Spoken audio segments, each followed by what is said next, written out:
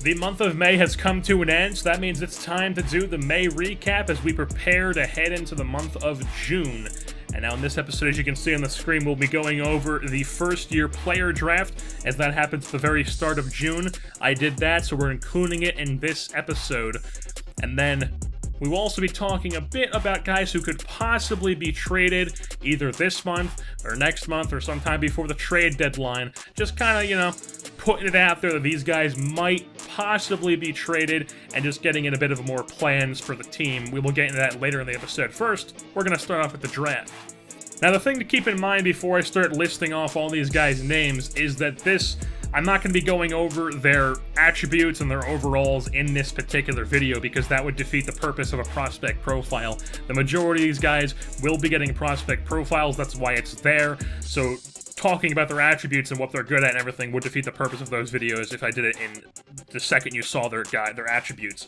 But as we get into that, first round pick is Bruce Mesoraco, right-handed pitcher out of Connecticut, 18 years old and a potential. Second round pick is Christian Spoon, a second baseman, B potential, 22 years old. Third round pick was another A potential pitcher, right-hander Cyrus Hirsch, he's 20 years old.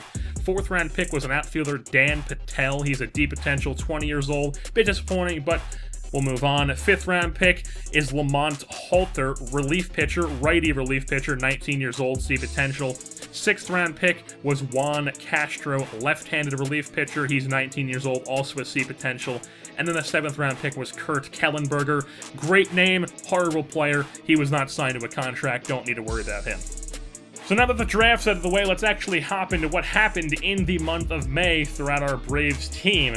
And now, first things first, we did have a 25-28 record to end the month of May, which is not very good. Even though we're only a couple games below 500, we are currently in 5th place in the NL East. As the Miami Marlins lead the NL East, we are the bottom of the NL East. So not good for the Braves, but I mean, I wasn't expecting wins anyways. I'm not trying to win. That's not the plan here. I don't think any of the players we have right now are really here to stay. Most of these guys are on one-year contracts, as we'll get into later in the episode.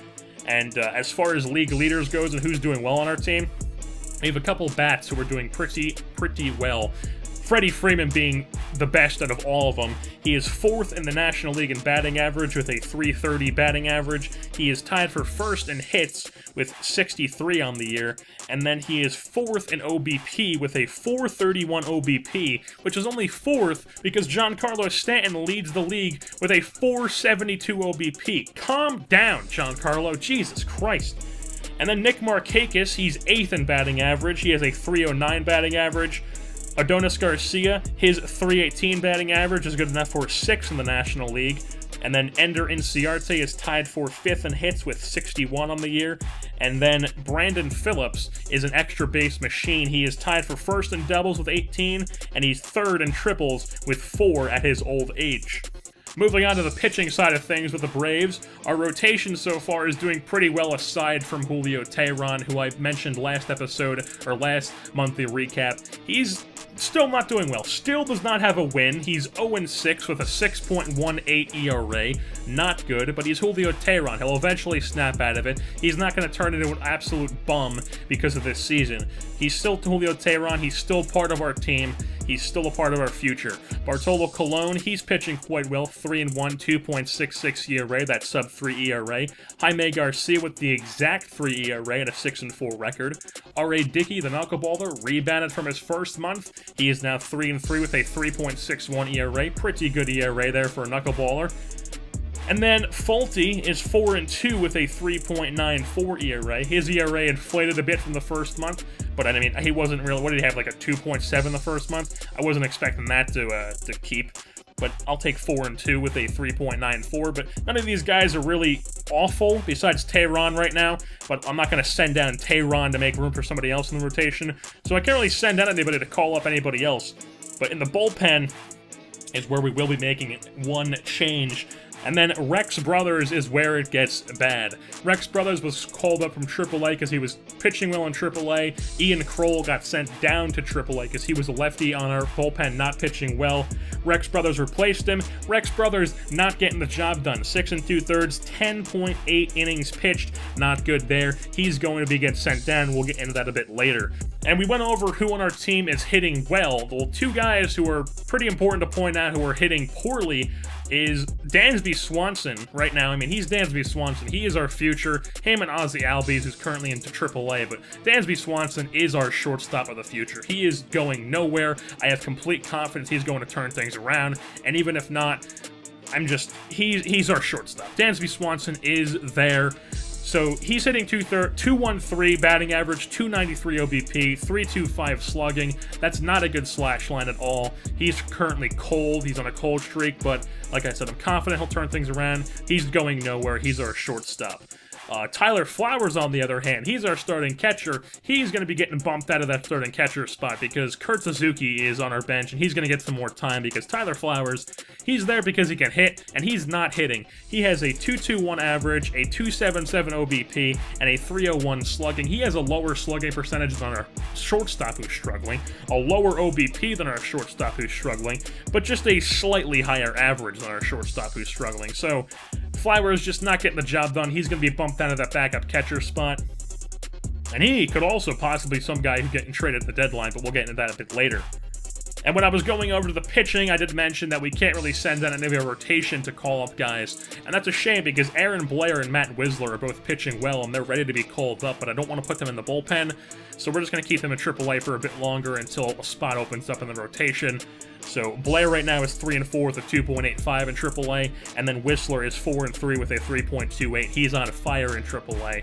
And then the bullpen, like I said, Ian Kroll got sent down. He's pitching poorly in AAA as well.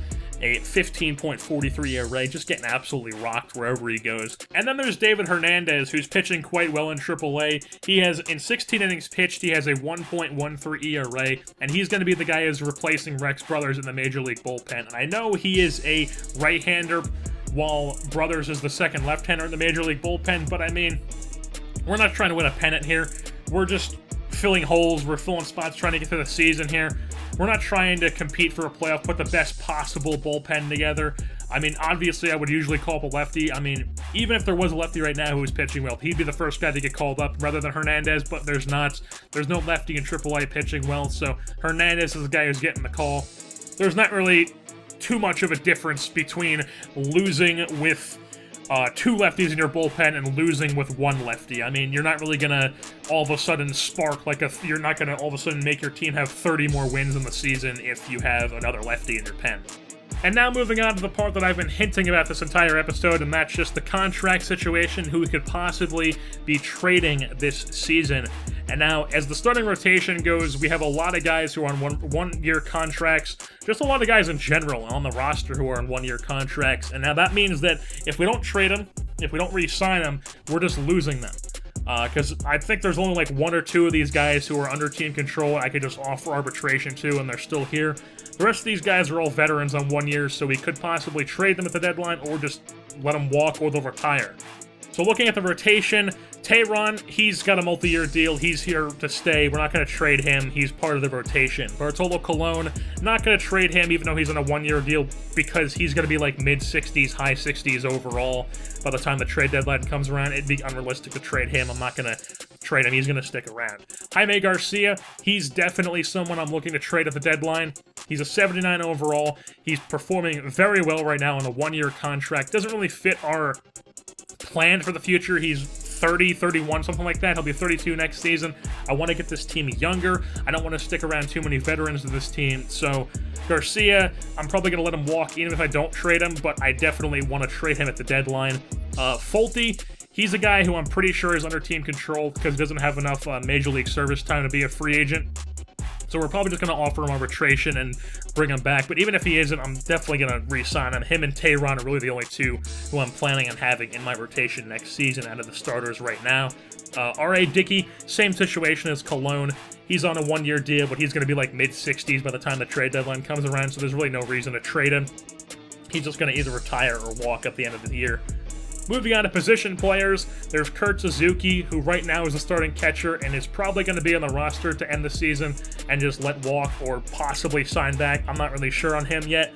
I could possibly trade him depending on where things go in between here and the trade deadline. But Tyler Flowers is definitely a guy I want to trade.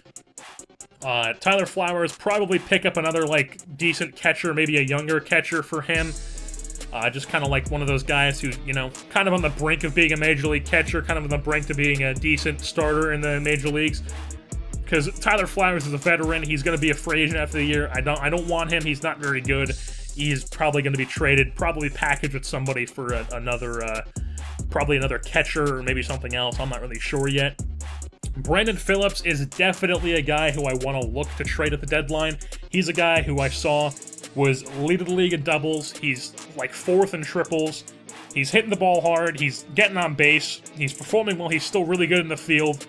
And, I mean, I'm sure there's a team out there who could use a good bat at second base on their team in their playoff race. So Brandon Phillips is definitely a guy who I would look to sell high on at the deadline. Adonis Garcia is an interesting one because he's the guy who's on a 1-year contract, and he's already 31, and because he's 31, his attributes are already digressing. But he is having a pretty good season, and he is a utility guy. So you can make an argument that I should keep him. You can make an argument that I should trade him, sell him high while he's performing this well, because he's not like that type of player where he's going to be that good every single season. I still have a decision to make on him. I'm really not even sure if he's a free agent to end this year or if he's still under team control because, I mean, he's 31, like I said, but I don't know how long he's been in the Major Leagues. I mean, I don't remember him being in the Major Leagues anything before, like, last season or, like, 2 seasons ago. So he's not really a guy I'm not really too sure on. I still have to make up my mind about Adonis Garcia. And then in the outfield is where we have the veterans who aren't on 1-year contracts. On the corner outfield spots, Matt Kemp. He has this year plus 2 more years on his contract. So he's a guy who possibly could be traded, but he has a very big contract that's going to be very difficult to move. And if we do trade him, we're not going to be able to get much for him because of that contract. Ender Inciarte, the center fielder, he's not going to be traded. He's our center fielder. There's no reason to trade him. He's still young. He's still good. He's our leadoff man. Don't worry about him. He's here to stay. Right field, Nick Markakis.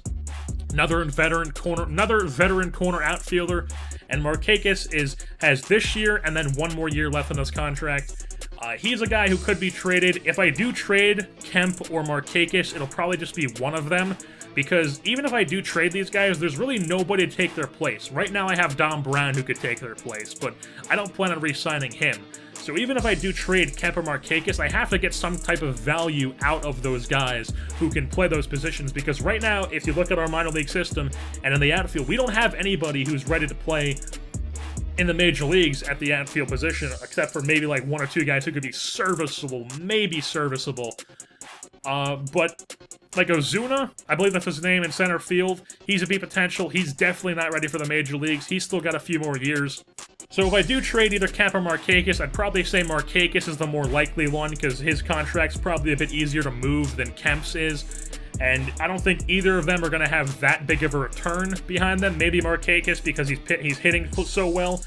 Kemp is definitely a pretty good overall player, and he could probably get a decent return. But like I said, his contract is just so limiting that there's not much that I could do with that contract. But we'll see when trade deadline comes around. And that's going to wrap things up here for this edition of the monthly recap. We finished the month of May, heading into the month of June. And with that being said, I've been your host, Jerseyborn, and I'm saying goodbye. Mama just hung her head and said, son,